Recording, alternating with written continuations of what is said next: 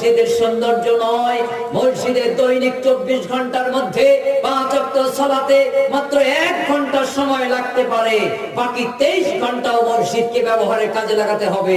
এই মসজিদে আমাদের সমাজের আমাদের সন্তানগুলি 2 বছর বয়স থেকে 5-6 বছর বয়স পর্যন্ত মসজিদের বারান্দায় এসে তারা 3টি সাবজেক্ট অর্জন করবে, তারা 3টি বিষয় এখান থেকে জ্ঞান অর্জন করবে।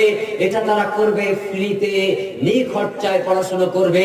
নাম্বার 1 সাবজেক্ট আক্ষরিক জ্ঞান এখান থেকে নেবে, অক্ষর জ্ঞান তারা অর্জন করবে, আলিফ বা তা সা ইত্যাদি শেষ পর্যন্ত এই কারিকুলামে তারা সজ্জিত হবে।